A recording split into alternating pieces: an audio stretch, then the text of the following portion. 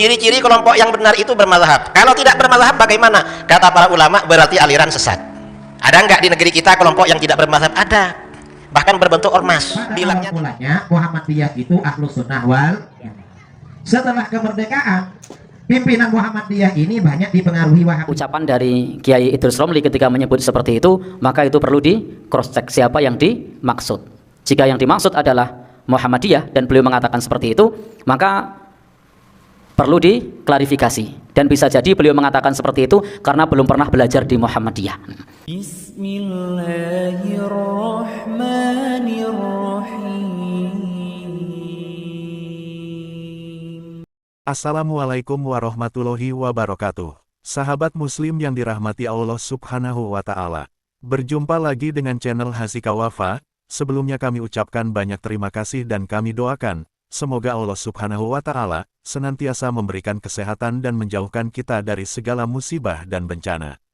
Amin ya robbal alamin. Pada video sebelumnya, kita telah membahas pernyataan dari Ketua Majelis Ulama Indonesia Sumatera Barat, Buya Gus Rizal Gazahar, terkait penolakan tablik akbar Ustadz Abdul Somad di kota Payakumbuh. Pada video kali ini, channel Hasika Wafa akan membahas pernyataan dari Ustadz Idrus Ramli Sang Singa Aswaja, bahwa ada organisasi di Indonesia yang dituduh sebagai aliran sesat, karena mereka tidak bermazhab dalam beribadah. Mazhab adalah aliran atau haluan dalam Islam, yang merupakan kumpulan pendapat mujtahid dalam bentuk hukum-hukum Islam. Mazhab muncul untuk memecahkan masalah yang dihadapi umat Islam. Terdapat 4 mazhab yang terkenal dalam agama Islam, di antaranya mazhab Hanafi, Maliki, Syafi'i dan Hambali. Di Asia Tenggara termasuk Indonesia, mazhab yang paling banyak dianut adalah mazhab Syafi'i. Beberapa waktu yang lalu, Ustadz Idrus Ramli dalam ceramahnya yang diunggah di channel YouTube Muhammad Idrus Ramli Official mengatakan, salah satu ciri aliran sesat menurut para ulama adalah mereka yang tidak bermazhab dalam menunaikan ibadah. Lebih lanjut beliau mengatakan, di Indonesia juga terdapat kelompok yang tidak bermazhab dalam beribadah, bahkan mereka adalah organisasi masyarakat yang besar. Mereka mengatakan tidak anti terhadap mazhab, dan mentarjih terhadap hasil dari beberapa mazhab. Padahal menurut Ustadz Idrus Ramli, mereka tidak mempunyai kemampuan untuk mentarjih hasil mazhab tersebut. Hal tersebut lantas disimpulkan oleh Ustadz Idrus Ramli, sebagai salah satu ciri dari aliran sesat. Berikut kita dengarkan pernyataan dari Ustadz Idrus Ramli tentang kelompok yang tidak bermazhab dalam beribadah. Ciri-ciri kelompok yang benar itu bermazhab. Kalau tidak bermazhab bagaimana? Kata para ulama, berarti aliran sesat.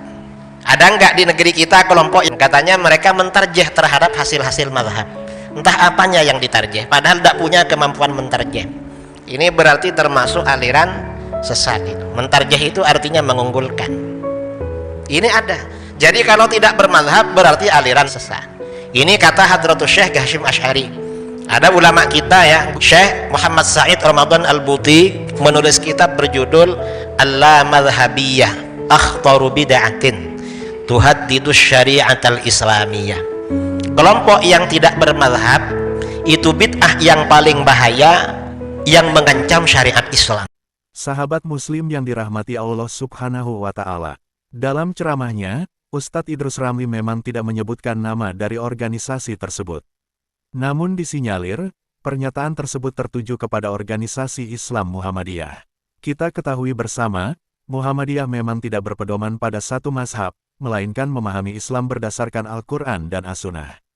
Muhammadiyah tidak terikat dengan aliran teologis, mazhab fikih, maupun thariqat sufiyah. Prinsip dan metode Muhammadiyah disebut manhaj tarjih.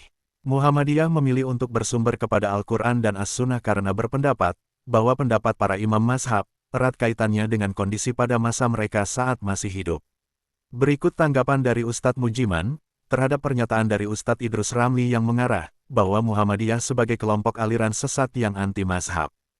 Dalam hal ini, dalam perkara semacam ini sesama muslim, kita hendaknya mengedepankan tabayun. Kita mengedepankan tabayun, apa yang dimaksud oleh beliau sebagai majelis tarjih. Apakah majelis tarjihnya Muhammadiyah atau bukan? Karena setahu saya, Kiai Idrus Ramli tidak menyebut Muhammadiyah, tapi menyebut organisasi masyarakat yang di situ menggunakan metode tarjih. Dan salah satunya adalah Muhammadiyah. Dan banyak organisasi lain yang juga menggunakan metode tarjih. Sebaiknya kita di dalam bersosial media itu kita tidak perlu baper dengan ucapan orang lain atau dengan status orang lain selama tidak menyebut nama kita. Meskipun itu merasa kok kayaknya kita ya. Tapi kita tidak perlu baper karena namanya tidak disebut. Tetapi ketika ada penyebutan semacam itu, tidak mengapa kalau kemudian kita juga tabayun. Siapa sih yang dimaksud? Apakah yang dimaksud Muhammadiyah? Dan memang Kiai Haji Idrus Romli itu adalah salah seorang tokoh yang dikenal sebagai singa aswaja, yang piawai di dalam berdebat. Sehingga ketika pribun, oh, itu jenengan lo yang bilang. Baik.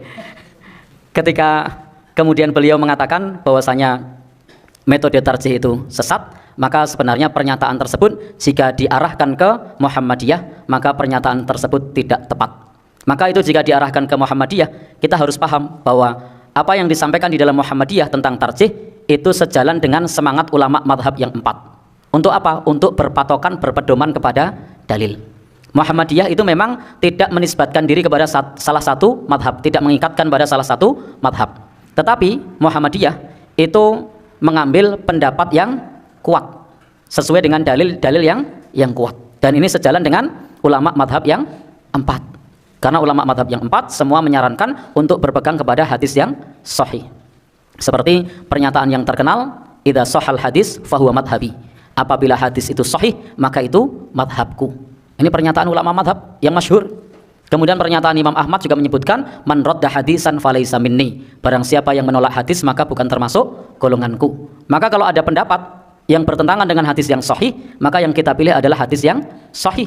Kalau ada pendapat kemudian ada dalil yang sahih, maka dalil sahih itu yang kemudian kita pakai. Dan ulama madhab juga menasihatkan seperti itu. Maka ketika Muhammadiyah itu tidak mengikatkan diri pada satu madhab, justru di situ bisa untuk selektif memilih pendapat yang dirasa menurut tarjih itu adalah pendapat yang kuat. Dan tarjihnya di dalam Muhammadiyah itu bukan tarjih individual, bukan, tapi tarjih kolektif.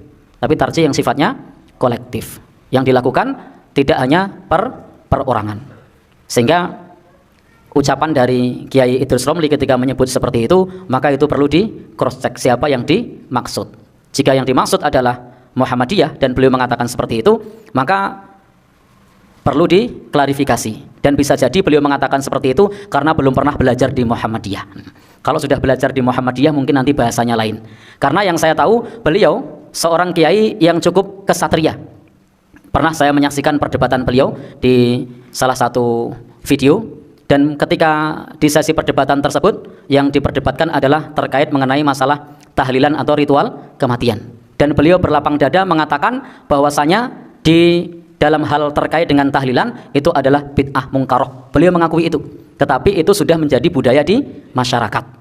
Semoga video ini bermanfaat bagi kita semua dan menambah tingkat keimanan kita kepada Allah Subhanahu wa Ta'ala. Wassalamualaikum warahmatullahi wabarakatuh.